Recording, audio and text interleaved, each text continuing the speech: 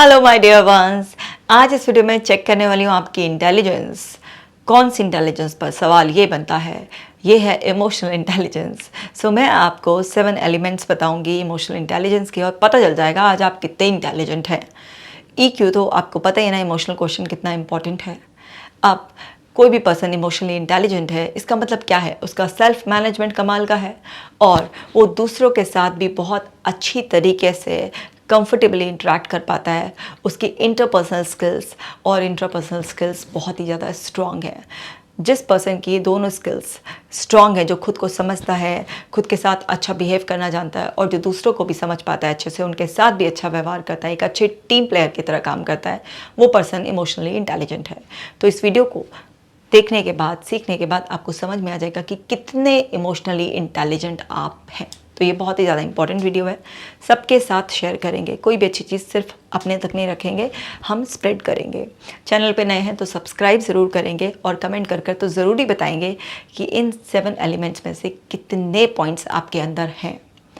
अब आप emotional intelligent और अपने अंदर स्ट्रॉन्ग करना चाहते हैं तो आप ऐप को डाउनलोड कर लीजिए, ताकि आप ब्रीदिंग एक्सरसाइज करें, मेडिटेशन करें, क्योंकि इस सब से आपकी इमोशनल पावर और ज़्यादा बढ़ती है और आप अपने इमोशंस को बहुत अच्छी तरीके से हैंडल कर पाते हैं। तो चलिए सीखना शुरू करते हैं। बीइंग सेल्फ अवेयर यानी कि खुद के बारे में समझना, जानना। क्या समझना? मेरी खुद की स्ट्रेंथ्स क्या हैं, मेरी अपनी वीकनेसेस क्या हैं। जिसको अपने बारे में इतनी अवेयरनेस हो, वो पर्सन इमोशनली इंटेलिजेंट होता है। क्योंकि अगर आपको अपनी वीकनेसेस पता नहीं होंगे, आपको अपने एरिया ऑफ इम्प्रूवमेंट्स पता नहीं होंगे, तो आप अपने आप को इम्प्रूवमेंट कभी करेंगे नहीं। आपको अपनी स्ट्रेंथ के बारे में अवेयरनेस नहीं होगी तो आप अपनी स्ट्रेंथ को यूज़ कर आगे बढ़ेंगे नहीं। आप अपने आप को गलत तरीके से हैंडल करेंगे, बहुत सारी अपॉर्चुनिटीज़ मिस कर देंगे, बहुत सारे मौके ऐसे आएंगे जहाँ पर आप इन्फीरियरिटी के शिकार हो जाएंगे। आप माइंड रीडिंग करने लगेंगे कि दूसरे मेरे बारे में क्या सोच रहे हैं। आप बहुत ज़्यादा सेंसिटिव हो जाएंगे क्रिटिसिज्म के लिए। तो जो भी पर्सन इमोशनली इंटेलिजेंट है वो सेल्फ अवेयर है। तो यहाँ पर बीइंग सेल्फ अवेयर यानी कि you understand your own emotions, strength and weaknesses. अब हमारे अंदर की स्ट्रेंथ, वीकनेसेस हमको पता है, हमें अपने अंदर के इमोशंस कब क्या चल रहा है वो सब उसके बारे में पता है। ये हमें चैलेंजेस को बहुत अच्छी तरीके से हैंडल करने की कैपेसिटी देते हैं। अब कोई भी चैलेंज लाइफ में आ सकता है, किसी की लाइफ में भी आ सकता है ना। अब कोई भी चैलेंज आया, उसमें अगर आपको पता है कि आपकी ये स्ट्रेंथ है, ये आपकी वीकनेस है, तो आप क्या करेंगे? वीकनेस को साइड रख के स्ट्रेंथ का इस्तेमाल करेंगे, या आपकी वीकनेस को कोई और कॉम्प्लीमेंट कर सकता है तो आप उससे हेल्प लेंगे। लेकिन अगर आप इसके बारे में अवेयर नहीं होंगे तो आप कैसे करेंगे?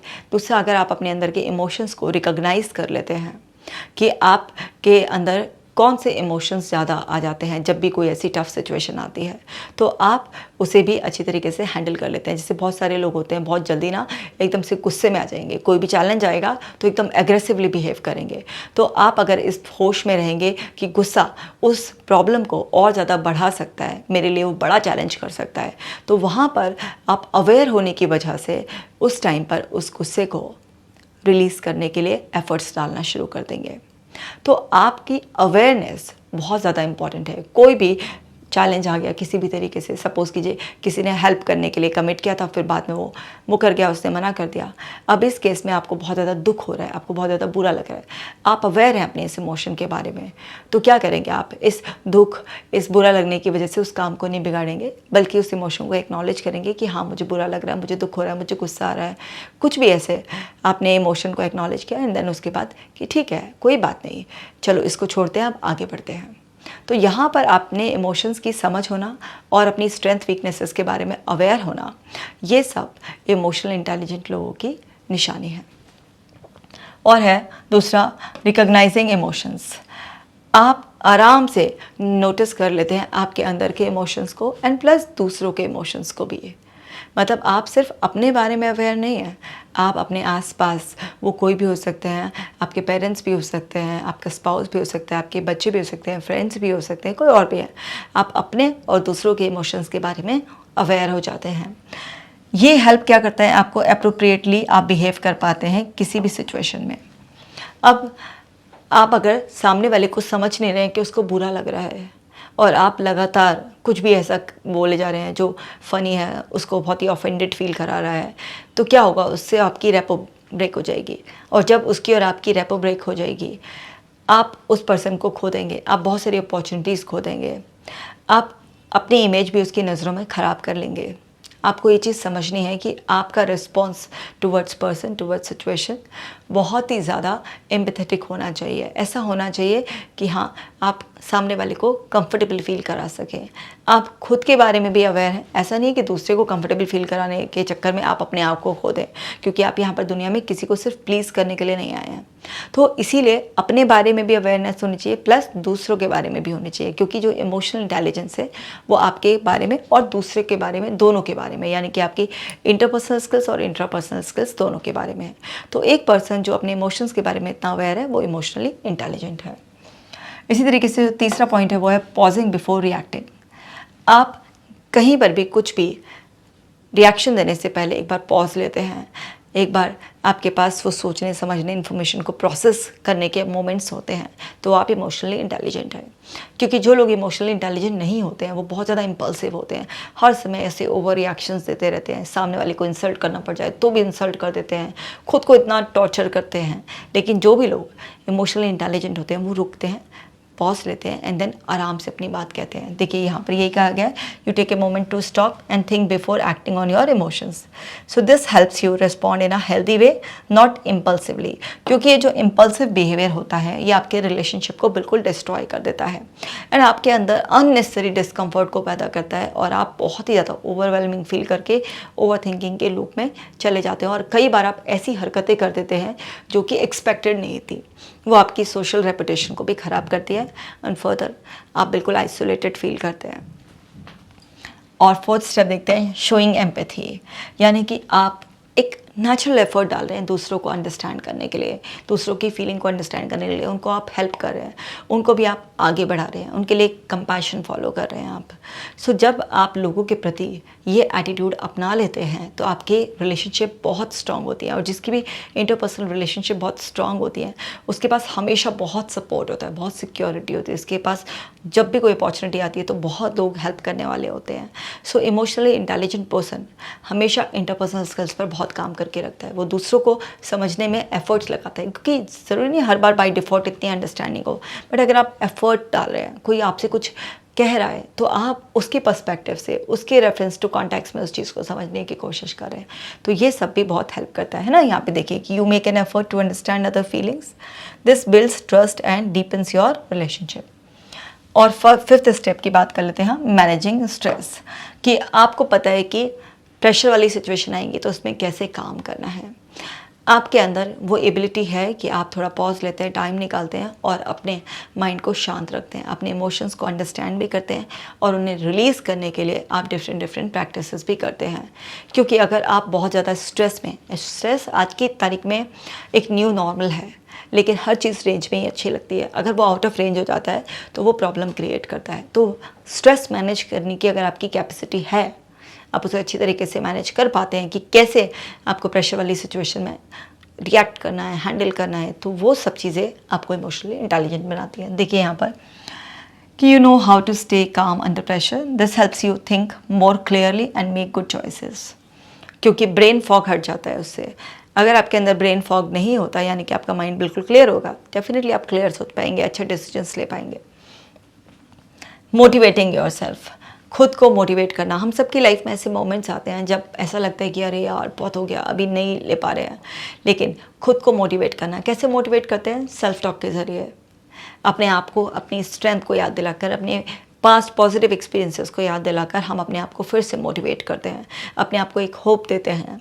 जो भी पर्सन अपने आप को मोटिवेट करता है, डिसिप्लिन को फॉलो करता है, क्योंकि आप सिर्फ मोटिवेशन के भरोसे नहीं बैठ सकते, मोटिवेशन में एक हिडन डिसिप्लिन होता है। जो भी लोग ऐसे हिडन डिसिप्लिन को प्रैक्टिस करते हैं वो मोटिवेट होते हैं।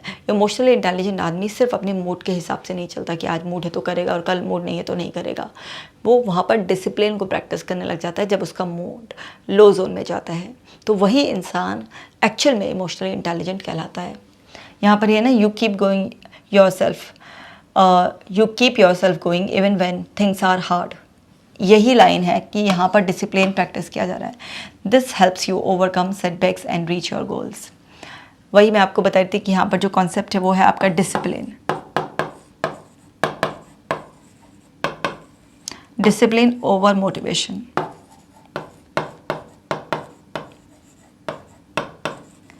सब लोगों को डिसिप्लिन फॉलो करना चाहिए। उससे जो लो आपके पीरियड्स आएंगे भी, उसमें भी अगर आप डिसिप्लिन फॉलो करते रहोगे तो क्या होगा, वो खोया हुआ मोटिवेशन वापस से दोबारा आ जाएगा। 7th पॉइंट है बिल्डिंग हेल्दी रिलेशनशिप। आप अकेले सारी प्रॉब्लम सॉल्व नहीं कर सकते, आपको लोगों की ज़रूरत पड़ेगी।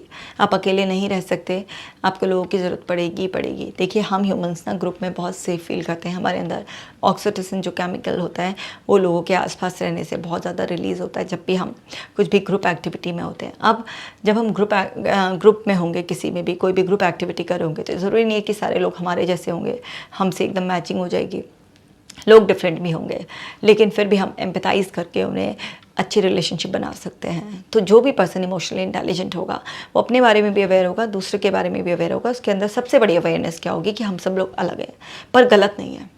और जिसके अंदर भी ये अवेयरनेस है कि हम सब अलग तो हैं पर गलत नहीं है, वो दूसरों को एक्सेप्ट कर लेगा। उसकी दूसरों को एक्सेप्ट करने की पावर बहुत स्ट्रांग होगी। और जहाँ आपने दूसरों को एक्सेप्ट कर लिया, उसके फ्लॉज को भी एक्सेप्ट कर लिया, तो वहाँ पर आप गेम जीत गए। फिर आप अपनी अच्छी हेल्दी रिलेशनशिप बना सकते हो। ऐसा इंसान इस बारे में भी बहुत अवेयर रहता है कि अगर उसको लगता है कि कोई रिलेशनशिप अनहेल्दी हो रही है, लगातार एफर्ट्स के बाद भी वो पर्सन से आपका नहीं जम रहा है, तो वो बहुत ग्रेसफुली उससे डिस्टेंस मेंटेन कर लेता है। लड़ने झगड़ने, दूसरे को हर्ट करने, खुद को हर्ट करने के बजाय वो ग्रेसफुली उससे डिटैच हो जाता है। तो देखिए, यहाँ पर भी है, you get along well with others and solve problems together. This creates a positive environment for everyone. तो आप जब प्रॉब्लम सॉल्विंग या सेलिब्रेशन या प्रोजेक्शन किसी भी चीज़ पर ऐसे काम करते हैं एक साथ, तो वहाँ से डेफिनेटली आपकी हेल्दी रिलेशनशिप बनती है। और आप बस बाउंड्रीज़ का भी ख्याल रखना है आपका, क्योंकि यहाँ पर इमोशनली इंटेलिजेंट होने का ये मतलब नहीं है या एम्पैथाइज़ करने का ये मतलब नहीं है कि आप अपने आप को किसी भी तरीके से खो दें। ये चीज़ मैं 2-3 बार अभी रिपीट कर आपको समझा चुकी हूँ। आपकी एक हेल्दी बाउंड्रीज ज़रूर होनी चाहिए, क्योंकि इमोशनली इंटेलिजेंट पर्सन से ये एक्सपेक्ट किया जाता है कि यार ये पर्सन तो हर सिचुएशन ही संभाल लेगा। ऐसा नहीं है। हर इंसान की, वो चाहे इमोशनली कितना भी इंटेलिजेंट हो, एक लिमिट होती है। तो बस वो लिमिट में आपको रहना है, उस लिमिट को क्रॉस नहीं होने देना है। तो आपको अपनी बाउंड्रीज़ का खास ख्याल रखना है। एम्पैथाइज़ करो, टीम वर्क करो, सब कुछ अच्छी हेल्दी रिलेशनशिप बनाओ। लेकिन अगर कोई भी पर्सन आपकी खुद की बनाई हुई बाउंड्रीज़ को ब्रेक कर रहा है तो वो सही नहीं है। इसके ऊपर भी मैंने एक वीडियो बनाया है, जल्दी ही अपलोड होगा। उसे भी आप देखकर सीखना कि लाइफ में बाउंड्रीज़ होना बहुत ज़्यादा ज़रूरी है। वो किसी भी रिलेशनशिप में हो, चाहे आपके स्पाउस के साथ हो, फ्रेंड्स के साथ हो, बॉस के साथ हो, कुछ भी हो, बाउंड्रीज़ होना बहुत इंपॉर्टेंट है। तो ये 7 पॉइंट्स थे जो इमोशनली इंटेलिजेंट आपको बनाते हैं। इनमें से अगर कुछ भी मिसिंग है तो आप उस पर प्रैक्टिस कीजिए और अपने अंदर वो डेवलप कर लीजिए। सो इस वीडियो को बाकी सब लोगों के साथ भी शेयर कीजिए, क्योंकि अभी तो आपने सीखा कि इमोशनली इंटेलिजेंट इंसान कौन है, जो खुद को भी समझता है और दूसरों को भी एम्पैथाइज़ कर पाता है। तो ऐसे ही आप खुद भी आज एम्पावर हुए हैं, आप दूसरों को भी एम्पावर कीजिए। मैं मिलूंगी आपसे नेक्स्ट वीडियो में। तब तक आप मेरा दूसरा चैनल केजे टॉक्स, उसको भी सब्सक्राइब कर लीजिए, क्योंकि उस पर बहुत ही अमेजिंग लाइफ स्किल्स, स्पिरिचुअलिटी से रिलेटेड बहुत सारा कंटेंट अपलोड होता है। वो आपकी लाइफ की क्वालिटी को और भी ज़्यादा इंप्रूव कर देगा। आप अपना खास ख्याल रखिएगा। मैं मिलती हूँ आपसे नेक्स्ट वीडियो में।